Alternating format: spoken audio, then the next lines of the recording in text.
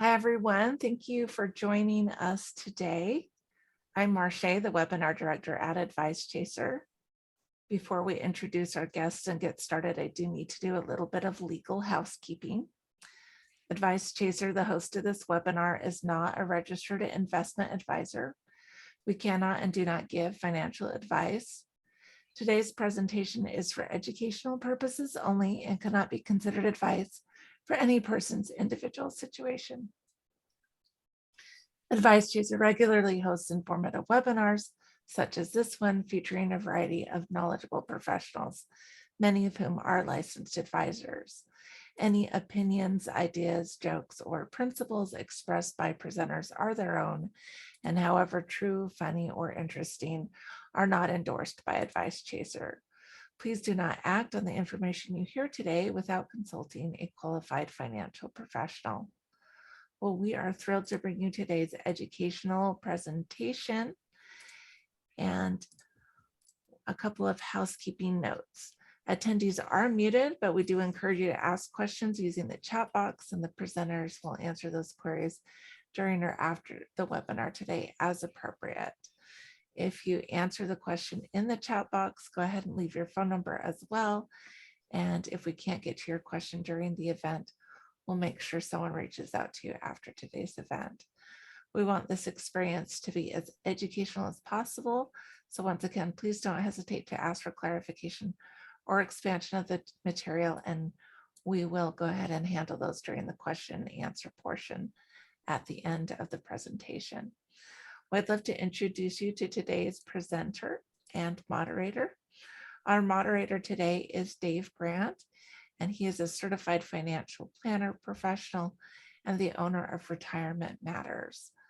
Dave has provided fee-only fiduciary financial advice to clients since 2007 and specializes in retirement planning, income planning. His initial focus with clients is to help them understand what they want to achieve in life, what goals to set, and how important those goals are in comparison to each other.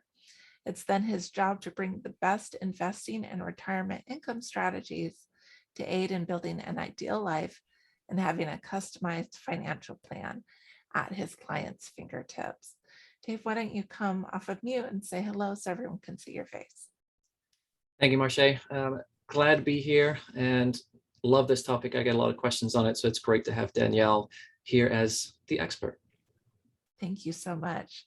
Our presenter today is Danielle Roberts, and she's the co-owner of Boomer Benefits and the author of the best-selling book, 10 Costly Medicare Mistakes You Can't Afford to Make. Her licensed insurance agency specializes in Medicare insurance-related products with more than 75,000 policyholders across the nation. Boomer Benefits educates Medicare beneficiaries about their supplemental insurance options so that they can confidently choose the insurance plan that best fits them. Policyholders have access to their legendary client service team, who helps them with Medicare appeals, claims denials, drug exceptions, annual Part D analysis, and much more. A recognized Medicare insurance expert, Danielle is a frequent speaker for both agent and consumer groups. She has been named Outstanding Member of the Year by the Fort Worth Association of Health Underwriters, where she is a trustee and past president of the 200-member local association. And Danielle, we're really excited to have you present. I'm going to go ahead and stop sharing my screen here, and I'll let you go ahead and get started. Hey, well, thank you for the lovely introduction. I'll go ahead and share my screen, and we will dive into this exciting Medicare stuff. So let me know. Does that look okay? Mm-hmm. All right, awesome. So as mentioned, I am the co-founder of Boomer Benefits, and I've been doing Medicare stuff for about 16 years. So I assure you that I have all of the experience necessary to answer any of the questions that you may have about Medicare today. I know that you probably all were hardly able to sleep last night because you were so excited to spend an hour learning about Medicare. And in honor of that, I will try to make it as entertaining as is possible when dealing with government health insurance. You may feel like this, where you have a stack of mail piling up on your desk or kitchen table, and you have absolutely no idea what you should keep and what you should throw out. Your phone is ringing off the wall with telemarketers, and you don't even know where to begin. Well, we are going to take away all that worry, and by the end of the webinar today, you'll be able to throw out about 98% of that stack, because we're going to give you all the basics you need to know, and we'll be able to share with you what are the things that are being solicited to you that you don't need to keep. So we will be going over the parts of Medicare, and I'll explain which parts you maybe need and which parts you may not, because some parts of Medicare are optional.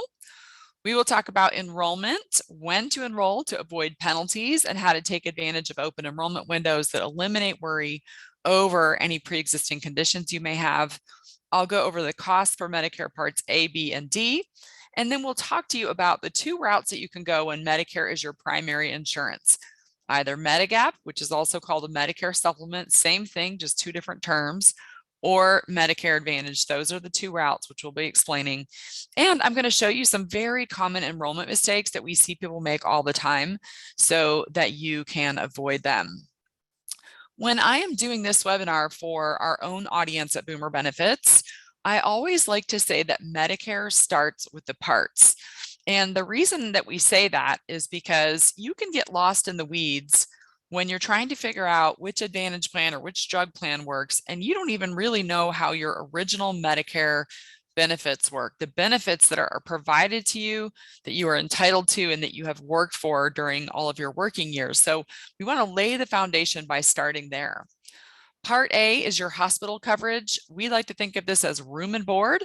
It's going to pay for 3 square meals a day, doctors and nurses that come around to check on you, medications that are administered to you as part of your stay, blood transfusions, hospice, and also skilled nursing. So if you need to leave the hospital, but you need to recover in a skilled nursing facility, that is covered under Part A as well.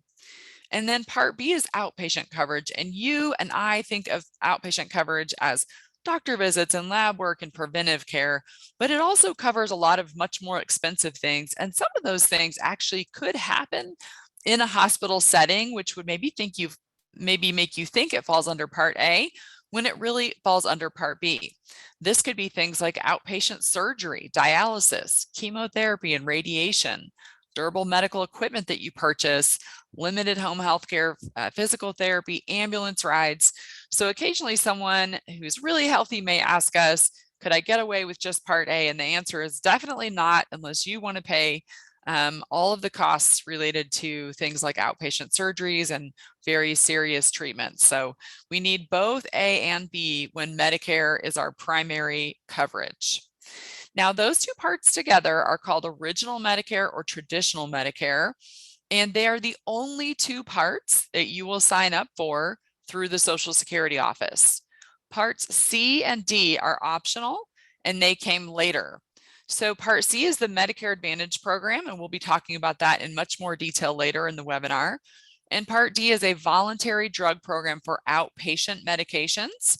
Although it is voluntary, if you don't sign up for it when you're first eligible and you don't have any other creditable drug coverage, such as through an employer or the VA, you will begin accumulating a penalty, and later on when you enroll, you'll pay more for it. So they like to call it voluntary, but I like to point out that there's a little caveat to that in the penalty that you can pay if you don't sign up. And of course, really everyone should sign up for Part D, because you never know when you're going to be sick, and you can only get into it at certain times of the year after your initial enrollment period. We don't want to ever be in a situation where we get sick in February and we can't get any coverage for the medications we're on until the following year. We'll talk a little bit more about that today too. Now, when you go down to the Social Security office to enroll in Medicare Parts A or B, you may find that the office in your area is closed. In fact, they just began reopening last week after the pandemic. And so before the pandemic, lots of people would go down in person to do these. Now we have seen a huge shift, people enrolling in Medicare online, and that is really the preferred way to do it. You can go to the Social Security website, which is www.ssa.gov, and you can sign up for Medicare right there on their website. You will do this during your initial enrollment period, which is a 7-month window surrounding your birthday. It begins 3 months before your 65th birthday. It goes through your birthday month and then 3 months after. And as long as you enroll in that 7-month window, you will not have any late penalties.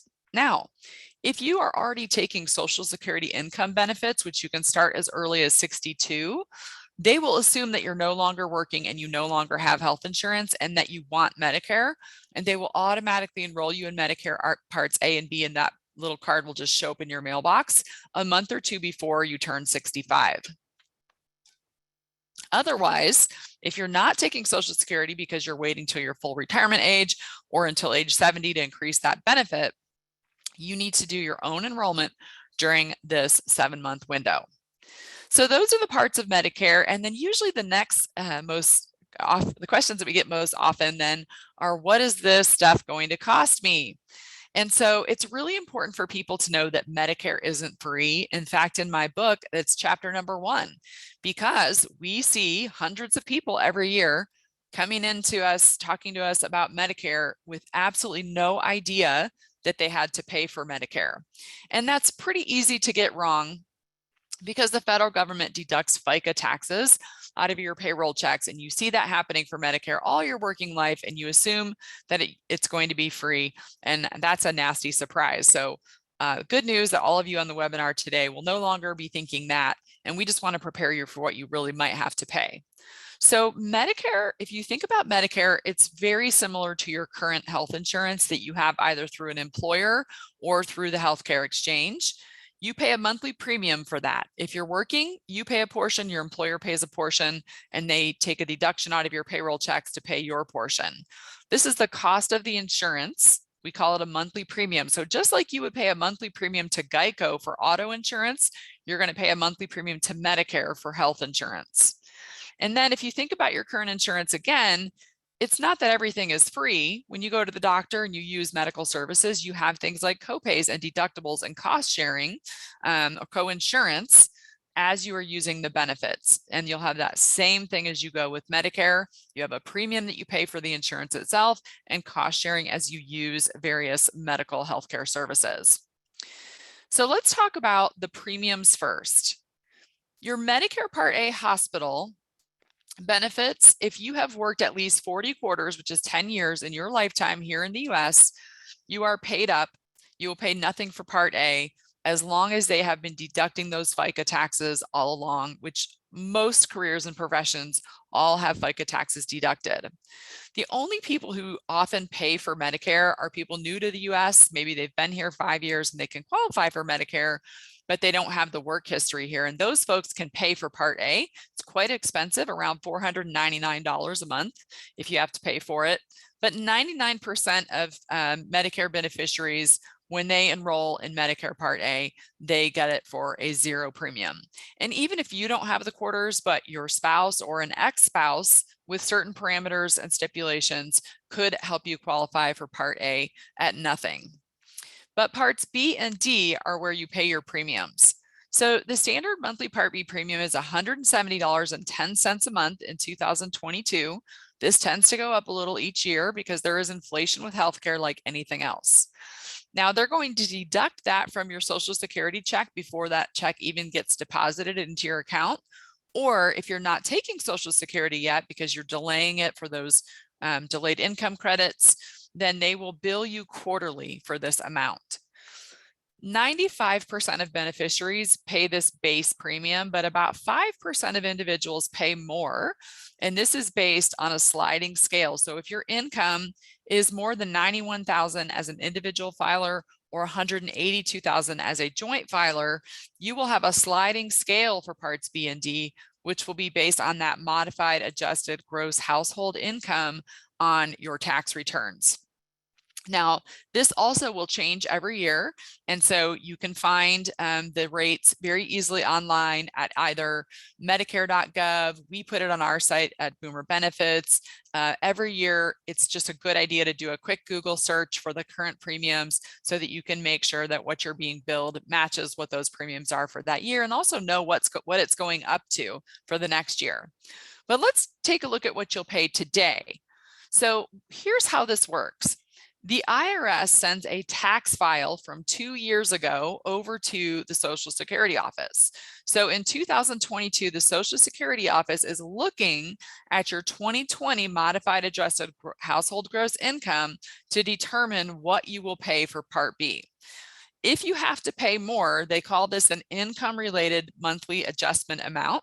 And around our office, we like to call it the ugly Aunt Irma, because nobody wants to meet her and find out they have to pay more for Medicare. But you can see on this chart that if you were an individual filer and you had earned $100,000 a year on your tax return, you would pay $238.10 for Medicare Part B. And if you were a couple and you filed jointly and you had an income of $300,000, you would go down to that fourth row there, and each of you would pay $442.30 for Medicare Part B. So the IRMA can be quite steep if you happen to be in one of those higher incomes. Now, a couple of things. First of all, the IRS sends a new updated tax return every fall, and then you will get a letter in the mail called a benefit determination from Social Security that says, hey, now we looked at your next most recent tax return, and here's what you're going to pay for next year. So they assess this and update it every year based on the new tax return from 2 years ago. And another thing is that if you earn less now than you did 2 years ago, and you are assessed an IRMA because of that, you can file a reconsideration request form with Social Security and give them the details and any documentation that you can provide showing that you've now retired and you earn less than you did back then. Maybe you earn less because of a marriage or a divorce, or maybe you sold a property that used to produce rental income. There are various reasons, but if you qualify for one of those reasons, you can request that they lower the premium sooner so that you don't have to wait the 2 years for that to catch up to you. On the Part D side, the premiums are set by the insurance carriers. So remember that I said that you only enroll in Parts A and B through Social Security or Railroad Retirement Board if you retired there. Part D, you purchase by choosing an insurance company that offers it in the state in which you live. And there are many, many plans. Like in an urban area, you might have 20, 30 plus plans to choose from. So each insurance company sets their own premiums, which range from as low as $7 a month to well over $200 a month, depending on which drugs they cover on the formulary, whether or not they charge a deductible, which copays they charge you for the various medicines. But just know that you can get a fairly basic plan for a very inexpensive premium. And then if you have some drugs that are not listed on that formulary, you could look for one that's more expensive to find one that covers certain meds that you need. If we were to average everyone on Part D, the average is around $33 a month. So at my office, when we get a list of medications and we put them into the engine, we can actually crunch those numbers and we can see which drug plan is going to cost you the overall annual lowest out of pocket. Now, you can do this yourself using mymedicare.gov. So just be aware that this is research that you could do ahead of time, putting your medications into the search engine, shopping to see which one is going to be the most cost effective. And we never want to choose a Part D drug plan based on premiums. We want to make sure that we choose a plan that has the lowest copays for us and all the other things included. And when we do that for everyone across America, the average of what people pay is around $33. So if you're just looking for a ballpark figure today to sort of estimate what you might pay down the line, $33 is a great figure to use. But unfortunately, as we well know, if you earn more in America, you get to pay more, and the same thing happens with Medicare Part D. So even though you enrolled through an insurance company, that is reported to Medicare, and Medicare tracks your enrollment so that they can assess an IRMA on the Part D as well.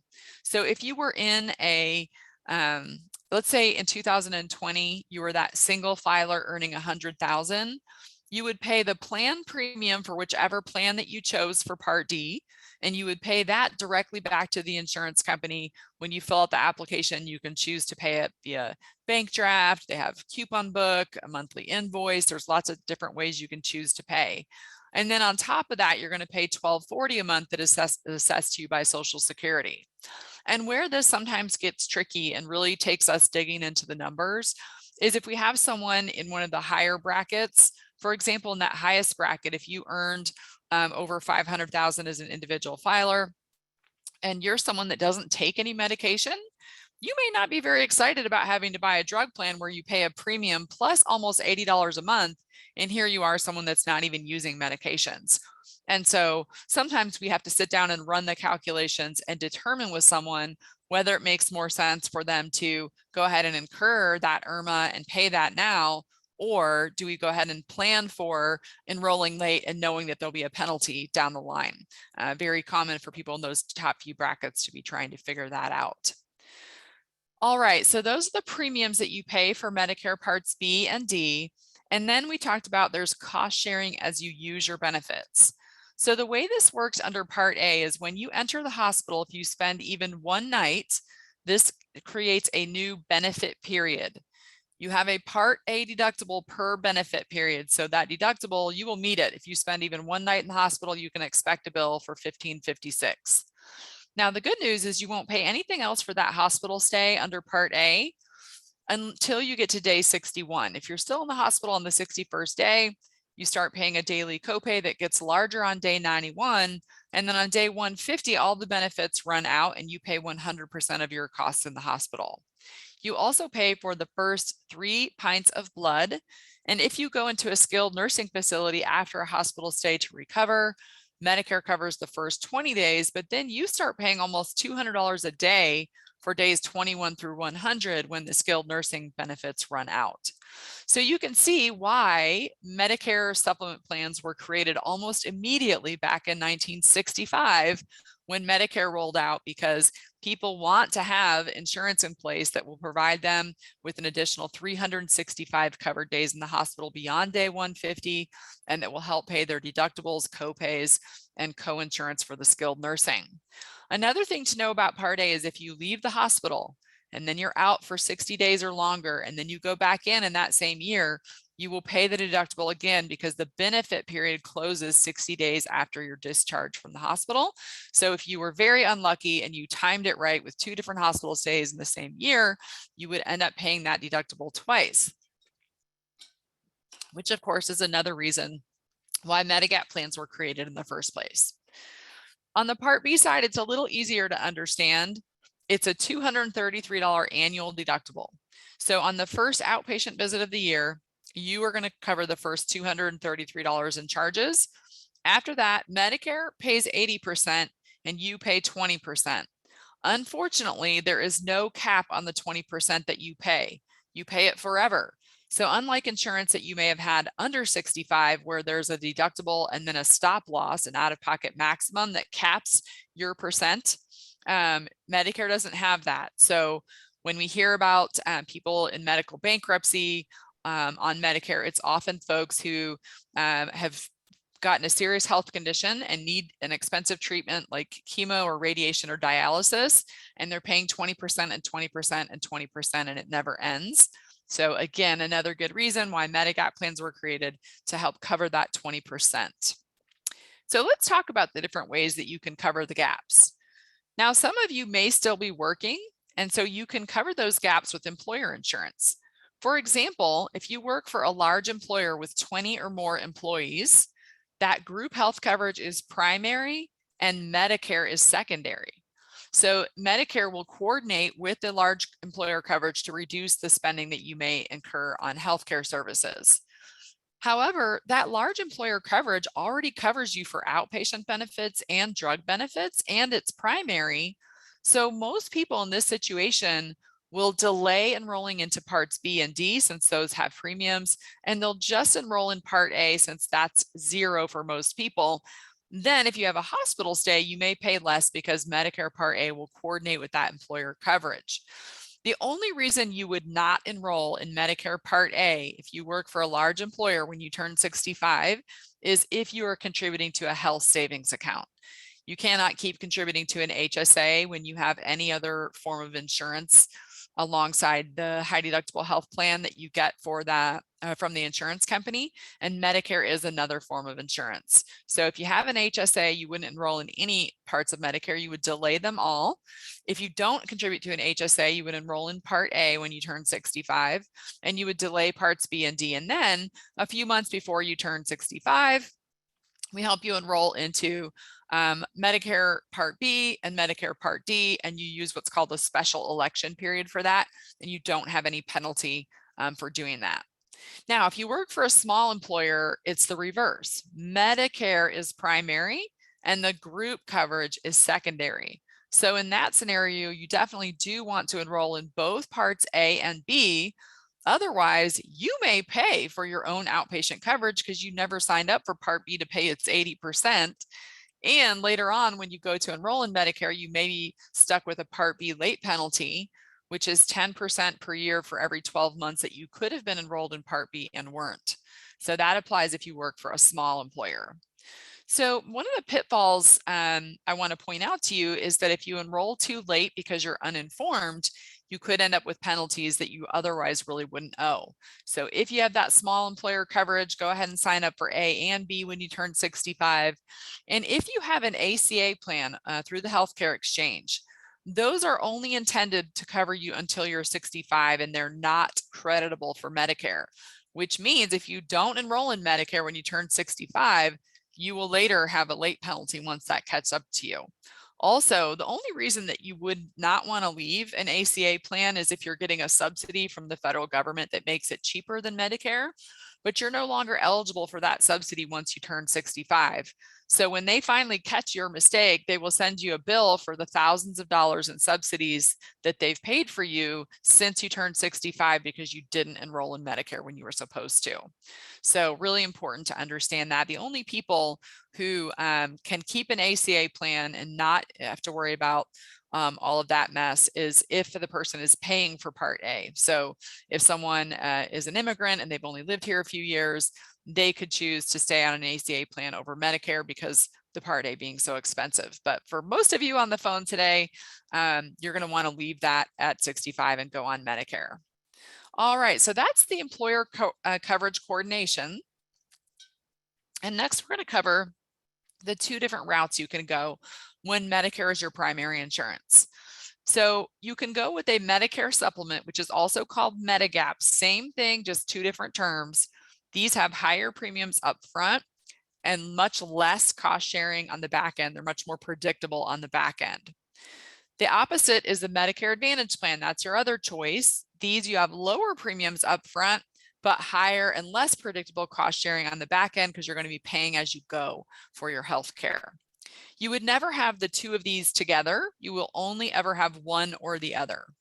So a Medicare supplement or Medigap plan pays after Medicare. Medicare gets the bill. Medicare decides whether the bill is covered and approved.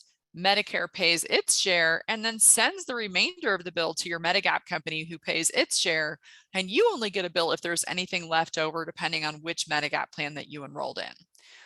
Medigap plans let you see any participating provider. So the only question that you have to ask your doctor is, do you take original Medicare?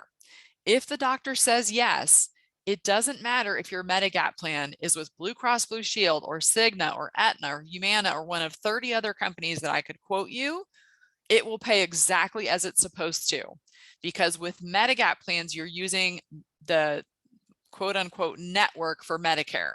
Basically, any contracted provider with Medicare, you can see them. So there are over 1 million providers in the US that accept Medicare. More than 93% of physicians accept Medicare. You don't have to choose a primary care doctor. You don't have to get a referral to see a specialist. And these mean that Medicare supplements provide you with the most freedom of choice. These work great if you travel a lot in the US. Maybe you are a snowbird or you have an RV lifestyle. A Medigap plan is going to let you get care anywhere you go in the United States. There are 10 standardized plans to choose from, and each one fills in a different set of gaps. And all the different insurance companies offer these plans, many of them. So if you find a plan that you like, such as a Plan G, you could compare rates from one company to the next company to the next company and know that the benefits are the same, so you can shop for these based on price. Now, let me just point out something that I think the federal government really wasn't too smart about. They made the parts of Medicare A, B, C, and D. And then in all of their infinite wisdom, when they created the Medicare supplement plans, Medigap plans, they labeled them A, B, C, D, F, G, K, L, M, N. And this causes endless confusion for poor Medicare beneficiaries like you who have to figure this stuff out and don't know whether they're calling something a part or a plan.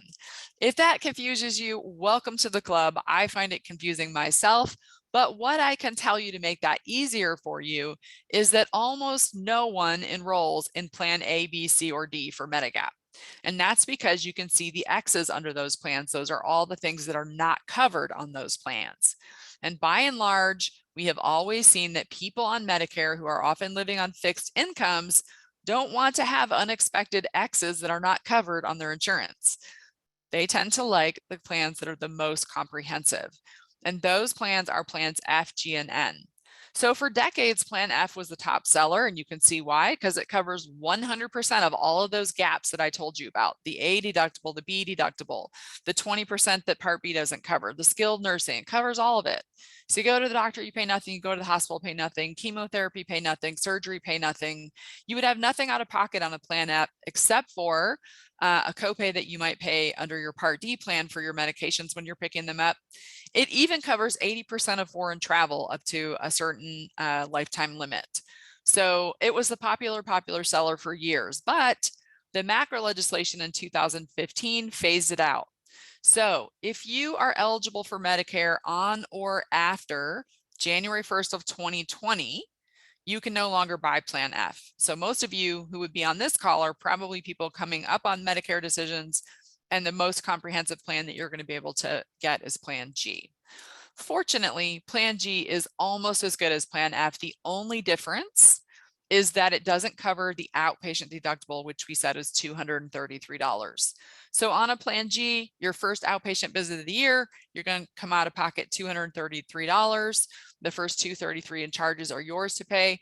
After that, Medicare pays 80%, Plan G pays 20%, and it works exactly like a Plan F. So it is the most popular seller by far at our agency.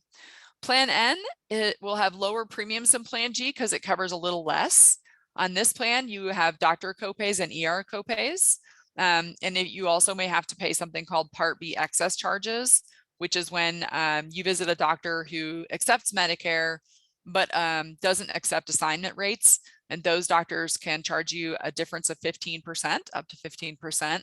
If you had Plan G, you wouldn't even have to worry about that because it covers the excess charges for you. But on a Plan N, you pay those. So what usually happens is you get these annoying little $3 and $5 and $10 and $40 bills for certain things when you see providers that don't accept assignment rates. And so we like to run the rates for both Plan G and Plan N to figure out which makes sense for you.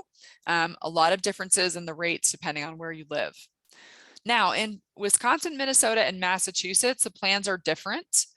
They basically have a basic coverage and then riders that you can add on that make them look similar to a Plan G or Plan N.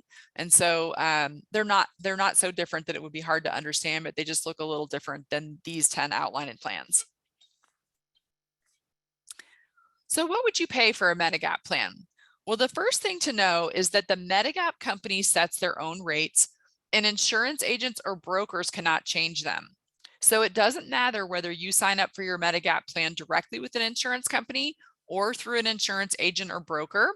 We can't change the rates. You're going to pay exactly the same price, whether you go direct with a company or you use a broker.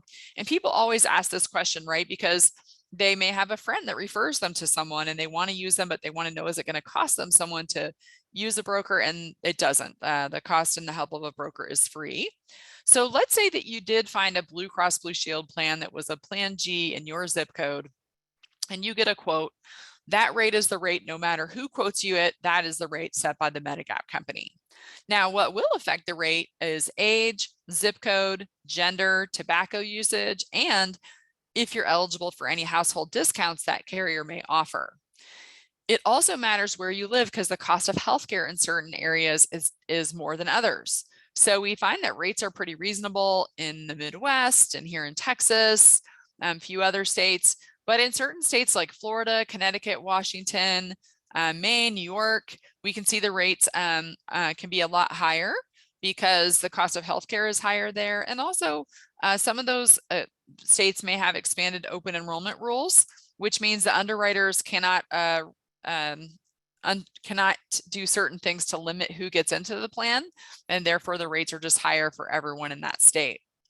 So when you put it all together, you will have Part A with a 0 premium. Part B, we said, was $170.10 for most new enrollees, could be more if you're in a higher income bracket. Part D is $33 a month on average. So you're going to spend a base of about $203, and then you'd be adding on the cost of Medigap.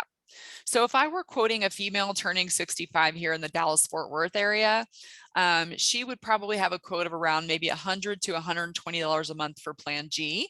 So you would be spending a little over $300 a month for a plan with a $233 deductible and then 100% coverage after that.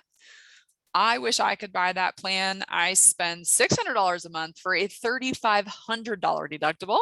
So really, Medigap coverage is so comprehensive, and therefore you will find people that absolutely stick with it because they love that predictability of how little they pay on the back end. Now, how do you qualify for Medigap? These two slides are probably the most important slides in the whole webinar because people get this wrong a lot. When you first sign up for Medicare, whenever your red, white, and blue card arrives in the mail, and you look on the card and it says your Part B effective date, this might be when you're turning 65, but it could be when you're 70 if you waited until you retired and then signed up for Part B. The Part B effective date kicks off a one-time 6-month open enrollment window during which you can enroll in any Medigap plan in your area with no health questions asked. So it might be the only time that someone with Parkinson's or multiple sclerosis or rheumatoid arthritis or another chronic health condition will ever be able to pass the underwriting to get the plan. So really important, if you have a serious health condition and you want a Medigap plan, you don't want to miss your 6-month window. After the window expires, then you're going to go through medical underwriting, which means you're going to answer a whole page of health questions. They want you to answer no to those health questions. They're going to be looking at 2 to 5 year health history. They're going to be looking at any pending doctor appointments or surgeries coming up. They have access to Big Brother, who has basically every prescription you've taken in the last 5 to 10 years. They can get that information, and they will decide whether or not you are a risk they want to take on. So they could turn you down. This also applies if you start with one Medigap plan and then a few years down the road, you want to switch to a different Medigap plan. In most states, you'll have to answer health questions to get qualified for the new plan. There's also a limited period called a guaranteed issue period, which applies in certain situations. So for example, if you had Medicare and Medicaid, because of very low income, Medicaid pays secondary to Medicare. And if you got married and then your income no longer qualified you for Medicaid, you would lose the Medicaid through no fault of your own. And you would have what's called a guarantee issue period, a 63-day window where under certain state rules, you can apply for certain Medigap plans with no health questions asked. So at my agency, when we're working with someone new, we're always looking to see first, do they have their open enrollment window? Can we use that for them not to have to answer health questions? Do they, and if not, do they have a guaranteed issue period? Did they just lose something that would make you eligible for a GI period? And then if none of those are eligible, that's when you would go through the underwriting process for the carrier, and that's how that works. Now here's pitfall number 2 that everyone gets wrong. And in my book, we call this the big mistake. I think it's chapter 8, and here's why.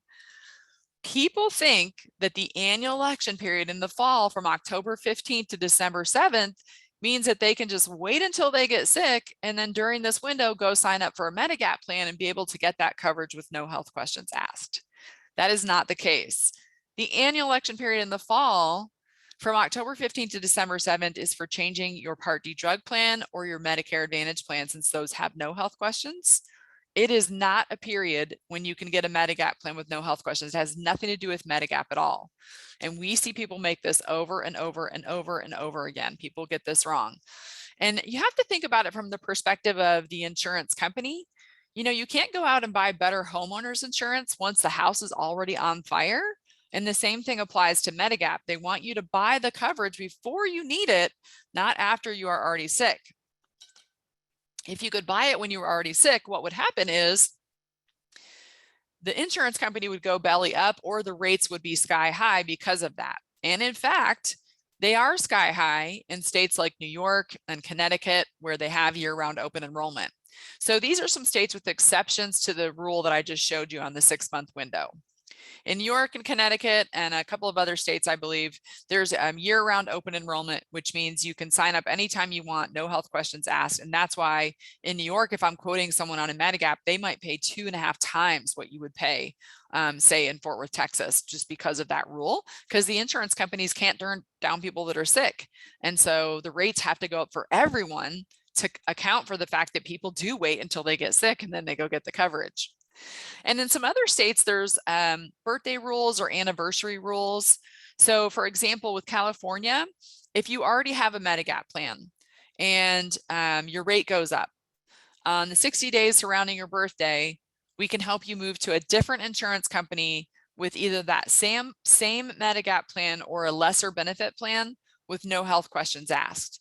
Now, you couldn't go from plan N to plan G because that would be increasing your coverage, but you could go from a plan G to a plan G or a plan G to a plan N using that birthday rule. And so if you live in one of these states, there are some rules that apply. This is another good thing about working with brokers. They're going to know all those and be able to inform you of that. But if you called the carrier in your area and you had questions, you could say, are there any open enrollment rules that apply in my state? And you would be able to find out what those are as well. So to sum up Medigap, do you accept original Medicare is all you have to ask your doctor. If he says yes, then, or she, if he or she says yes, then any Medigap plan that you choose will pay just like it's supposed to. Medicare pays first, then Medigap. The plans are standardized to make them easy to compare. They're guaranteed renewable, so they can't drop you for developing a new health condition. And the benefits do not change from year to year like they do on Advantage plans. You would just add on that standalone Part D drug plan if you want the Part D coverage, and you'd be good to go. So that's one route. Now let's talk about the other fork in the road.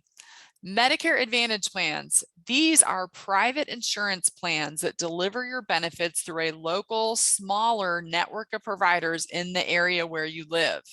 So there might be a network just in the one county where you live, or you might find another plan that has a network that spans 2 or 3 counties in the area where you live. There are even things called regional plans where it might have a network across the whole state.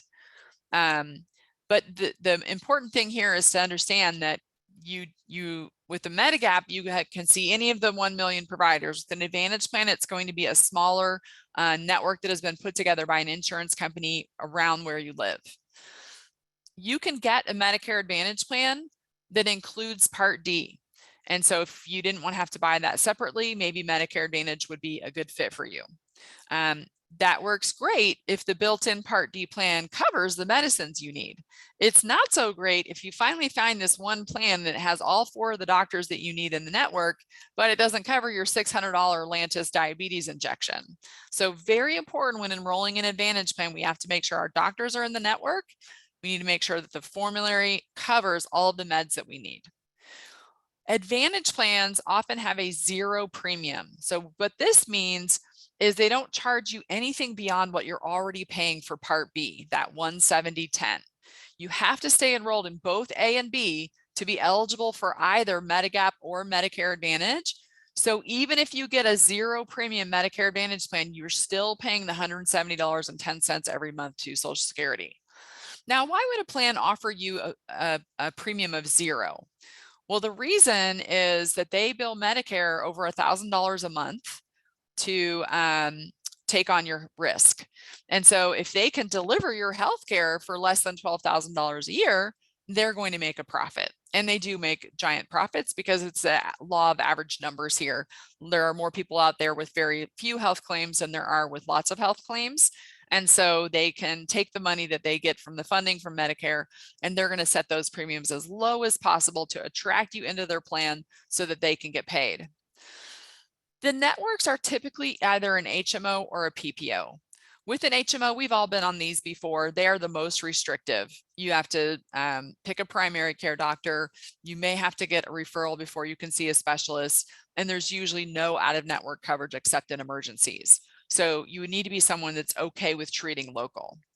If you don't like that and you want the option to go outside the network, you could do a PPO plan, and then you could go outside the network as long as the provider agrees to bill the plan and you're agreeing to pick up a much higher percentage. For instance, on a PPO plan, if you go out of network, maybe you're paying 40% of the bill instead of a $40 copay for a doctor visit.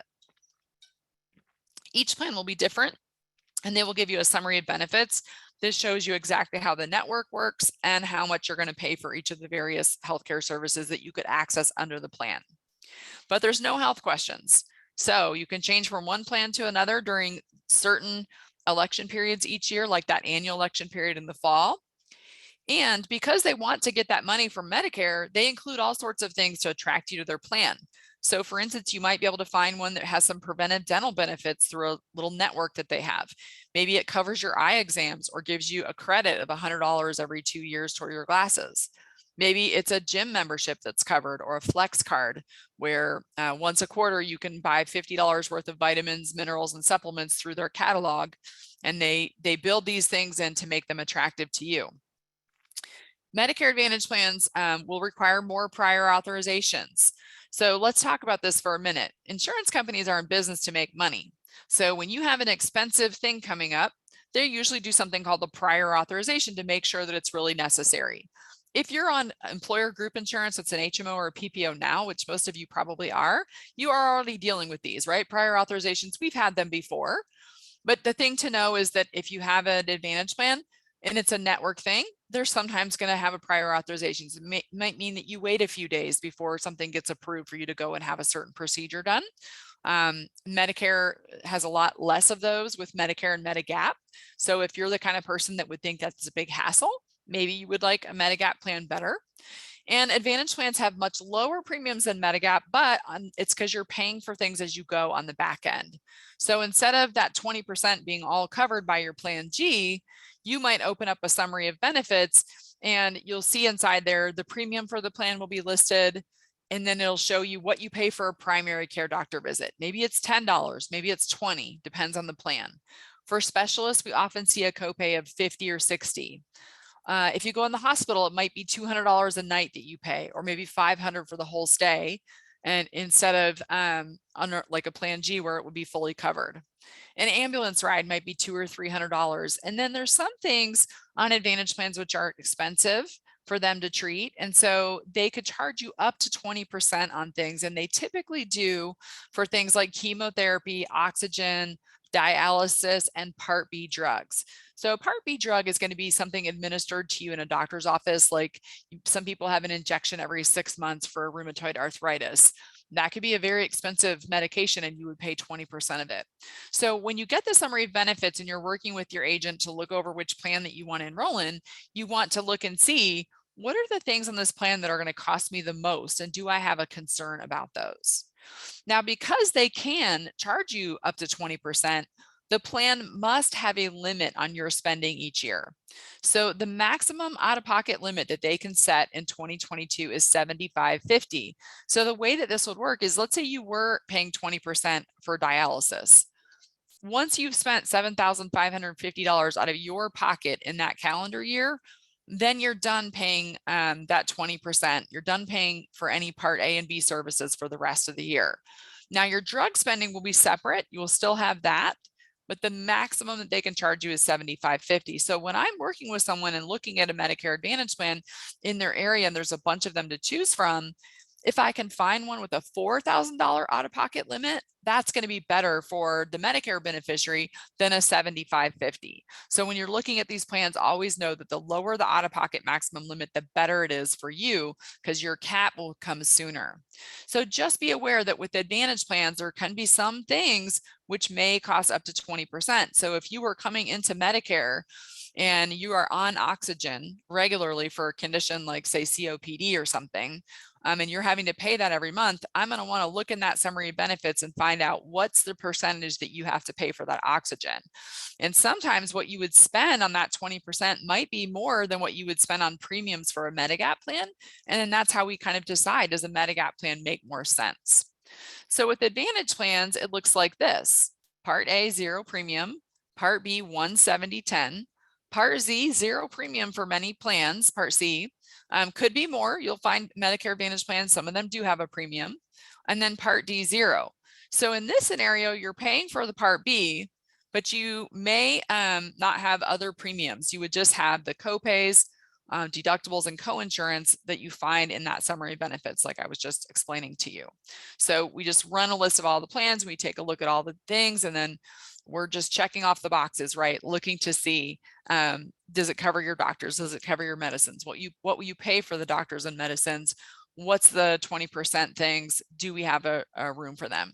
A lot of people with Advantage plans will pick up a cancer plan alongside of it, so that in the event that they did have to come out of pocket 20% up to an out-of-pocket limit for something like chemo or radiation, they would have a payment, a cash payment from an insurance company for the cancer to help them meet that. So my tips for people, if you go with Medicare Advantage, first, you want to build up a rainy day fund. Let's say you have an HSA that you put money into all your working years, and now you're retired and you've got $30,000 in that thing. That's a great rainy day fund for a Medicare Advantage plan, because you're not going to touch that money unless you need it for medical. And down the road, when something happens and you start spending a lot on your Advantage plan in a year where you have a lot of healthcare treatment, you've got that money already sitting there and you're going to be less panicked, right? Because you've got it there. Or maybe you're the kind of person that would take the $120 that you might have paid on a Medigap plan and put it into a little savings account and you never touch it except for medical things.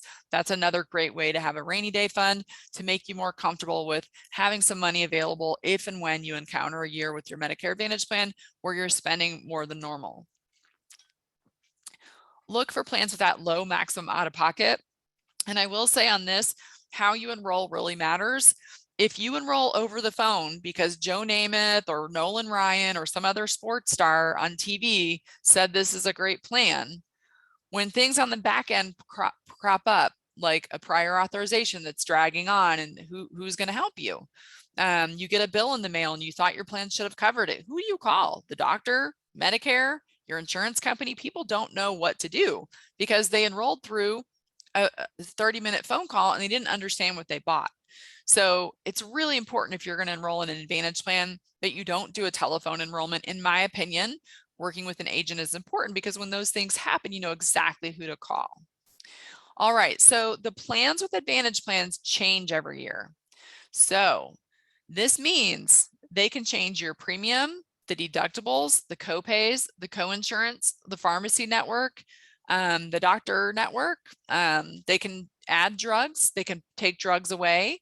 So because of this, every insurance company that offers an Advantage plan or a Part D drug plan must send you an annual notice of change in September.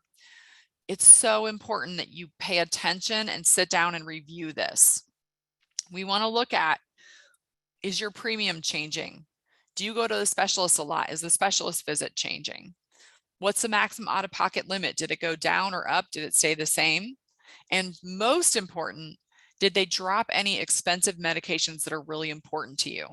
If you don't review that and you miss the annual notice, annual election period that expires on December 7th, you might be standing at the pharmacy counter on January 2nd and finding out that they don't cover that $600 Lantus pen that we talked about.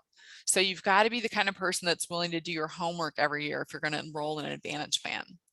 Also know that you could go from an Advantage plan back to original Medicare. But if you add that Medigap plan on, if you're outside your one-time 6-month open enrollment window, and this is a few years down the road when you've had an Advantage plan for several years now, you're going to answer health questions to get that Medigap plan, remember? And so sometimes what will happen is people with Medicare Advantage plans will love them, and then they experience a year with a lot of health spending, and they're like, oh, I think I want to go back and get that Medigap plan. Well, the health condition that's causing you to have a lot of health spending might be the thing that prevents you from being approved for a Medigap plan.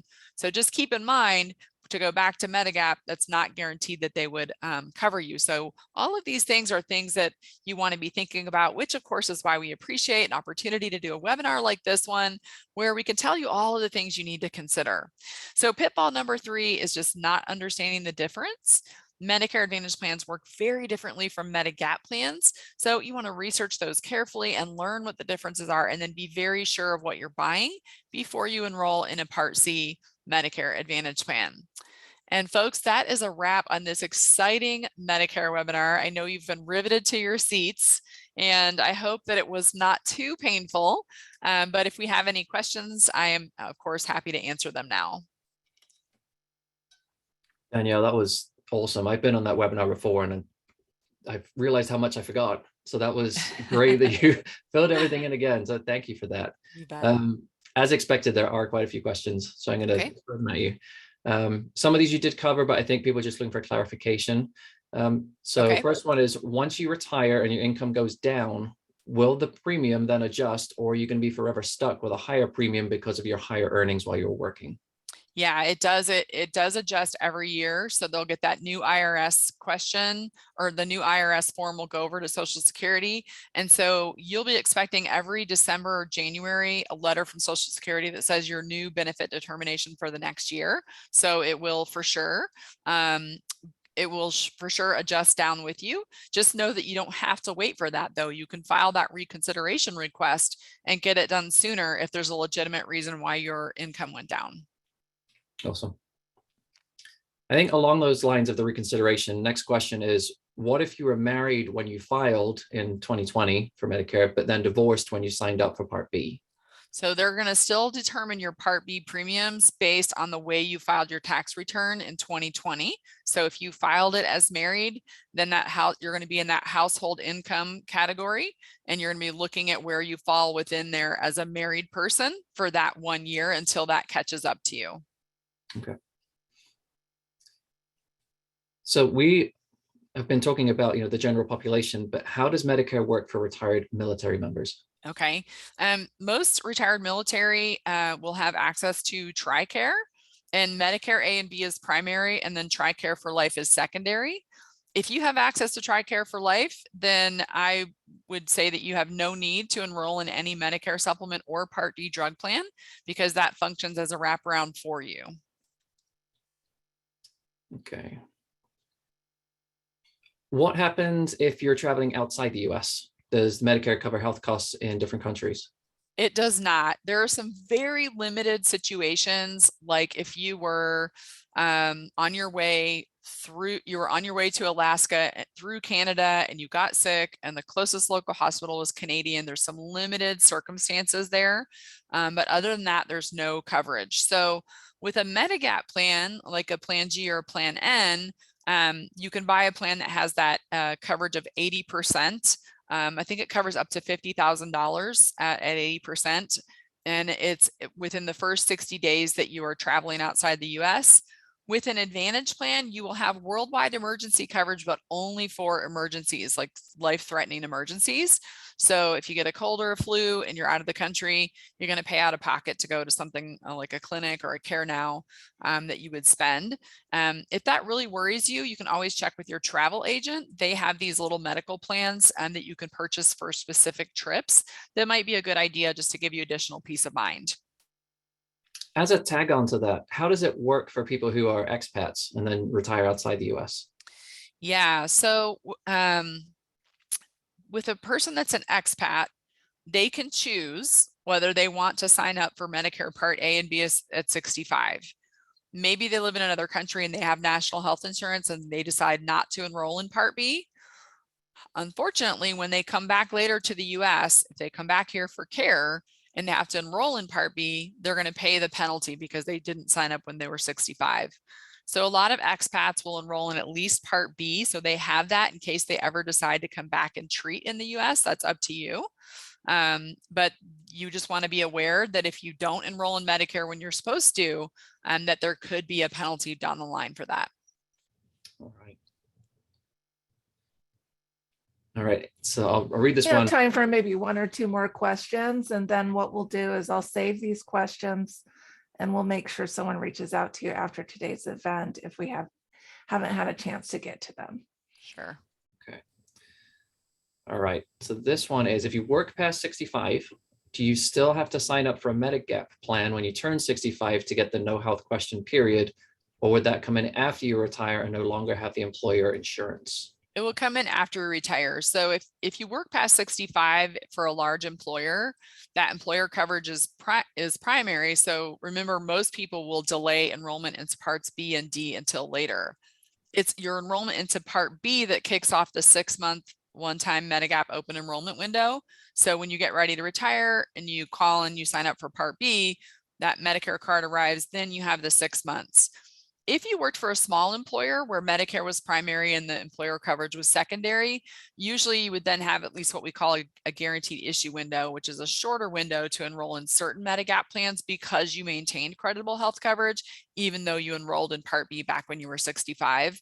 So you wouldn't have to worry about that. Okay. And then this one will kick off as our last one. So if your Advantage plan doesn't cover your prescriptions, can you sign up for Part D and the Medicare Advantage plan?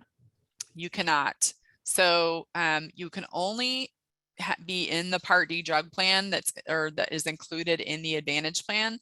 There are some Advantage plans which are what we call HMO only or PPO only, meaning it just covers the medical side and not the drugs. And if you tried to pair a standalone Part D drug plan with that, it would boot you out of the Advantage plan because it's just not how they were intended to work. So if you need drug coverage, you want to for sure choose a plan that has that. Now, you could take a chance and enroll in the plan and then have your doctor submit an exception to the plan saying why you need that certain medicine to be covered. But they often will then charge quite a bit for that medication. If they cover it, they would put it in like a tier 3 or 4. So it's certainly better if you can find an Advantage plan that covers it. That's awesome. Thank you. Well, that's about all the time we have today. And for our webinar today, I want to thank Danielle and Dave for being here and for sharing such information, such wonderful information, really pertinent to the people here in this webinar. And those of you who have attended, look for an email soon with a replay of this event. And you're welcome to share that with friends or family. Here at Advice Chaser, we're all about helping you find a financial advisor who's a great fit for your life and your financial questions. Our matching service is free to you, and every one of our advisor partners is committed to offer a free initial consultation to anyone we introduce them to. Find out more by going to advicechaser.com and clicking on the link to find an advisor. Once again, from Advice Chaser, thank you so much for coming, and we will see you at another webinar soon. Goodbye, everyone. Bye.